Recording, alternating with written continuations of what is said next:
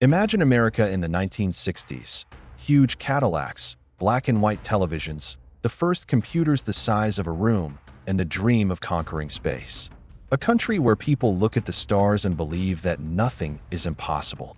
Now imagine the USA in 2150, an era where technology has merged with humans, where cities are floating in the air, and the very concept of country has become much broader than ever before. Almost 2 centuries have passed between these two worlds, an era of insane changes, progress, and self-discovery. Today we will compare America in the 1960s and America in the 2150s to understand how a nation of dreamers turned into a civilization of the future. America in the 1960s is a world of contrasts. The great power that survived the post-war boom built its future on faith in technology and labor. Factories were booming, skyscrapers were growing, young people were listening to rock and roll, and the spirit of change was in the streets. It was the era of John F. Kennedy, the new frontiers, and the space race with the USSR. For the first time, people believed that a person could go beyond the Earth, and America really did it by sending its astronauts to the moon. But behind the facade of the American dream, there were also problems: racial segregation, protests against the Vietnam War, and the struggle for women's rights. America was looking for a balance between freedom and justice, between tradition and revolution. It was in the 1960s that modern American culture was born. Television became a window into the world. Hollywood turned into an engine of soft power, and technology began to change everyday life. The first calculators, color televisions, and microwaves appeared. All this creates the feeling that the future is just around the corner. Now fast forward to the year 2150. The America of the future is not just a country, but a network of intelligent cities interconnected by quantum communications. There is almost no gasoline and factory smoke left here. The industry is fully automated, and most of the energy is powered by fusion reactors and orbital solar stations. Human labor in the usual sense has become a rarity. Instead, people create ideas, manage systems, and design artificial intelligence systems. But what does it mean to be an American in a world where borders are blurred and data moves at the speed of light? If in the 1960s the American dream meant a house, a car, and a stable job, then in the 2150s the dream is personal freedom in the digital space.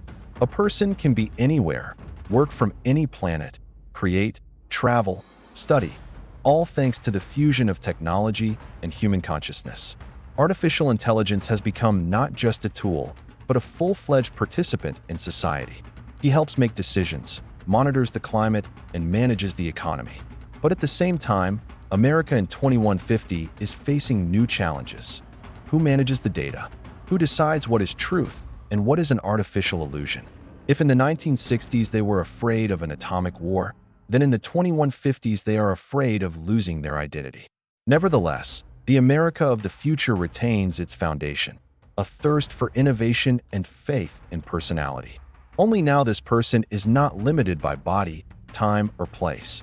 The schools of the future have become simulation centers where knowledge is uploaded directly to the brain.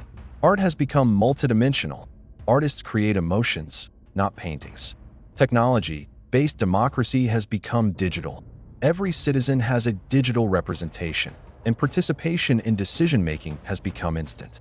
If we go back to the 1960s, then the main engine of progress was competition with the USSR, with nature, with oneself. In 2150, cooperation became the driving force: man and machine, man and planet, man and the universe. America has learned to be not just a leader, but a coordinator of global balance. Externally, the cities of the future are almost unlike the concrete megacities of the past. These are green structures embedded in nature, with architecture that changes depending on the weather and the needs of residents. Transportation is silent. Personal capsules move along air routes. And energy and water recycling systems operate underground, completely eliminating waste. What was a fantasy in the 1960s has become an everyday occurrence. Interestingly, culturally, America in the 2150s still bears the imprint of the 1960s. Music, art, freedom of self, expression, all this has remained, only moved into new forms.